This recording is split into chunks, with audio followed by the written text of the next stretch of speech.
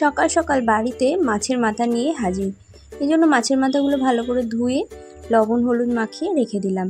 শুকনো খোলায় দিয়ে দিচ্ছি শুকনো লঙ্কা, দারুচিনি, লবঙ্গ, এলাচ, গোটা জিরে, গোটা ধনে। এবার এগুলোকে ভালো করে ড্রাই রোস্ট করে রেখে দিচ্ছি। তেল গরম করে মাছের মাথাগুলোকে ভালো করে ভেজে তুলে রাখছি। ওই তেলের মধ্যে ডুমো ডুমো করে কাটা আলু লবণ হলুদ দিয়ে ভালো করে ভেজে তুলে নিলাম। শুকনো লঙ্কা, গোটা জিরে ফোড়ন দিয়ে পেঁয়াজগুলো ভালো করে ভেজে আদা রসুন বাটা, কাঁচা চেরা লঙ্কা আর টমেটো দিয়ে ভালো করে নেড়ে চেড়ে ভেজে নিলাম। 1 চামচ জিরে গুঁড়ো দিয়ে ভালো করে মিশিয়ে নিয়ে লবণ হলুদ কাশ্মীরি লঙ্কার গুঁড়ো দিয়ে ভালো করে মশলাটা কষিয়ে নিয়েছি। এবারে ভিজিয়ে রাখা গোবিন্দভোগ চাল দিয়ে ভালো করে নাড়াচাড়া করে মশলা মিশিয়ে নিয়ে আলু ও মাছের মাথাগুলো দিয়ে দিয়েছি। এবারে পরিমাণ মতো জল দিয়ে 10 মিনিট মতো রান্না করে নিয়েছি। এরপরে ঢাকনা খুলে ভাজা মশলা, গরম মশলা ও ঘি দিয়ে ভালো করে মিশিয়ে নিয়েছি।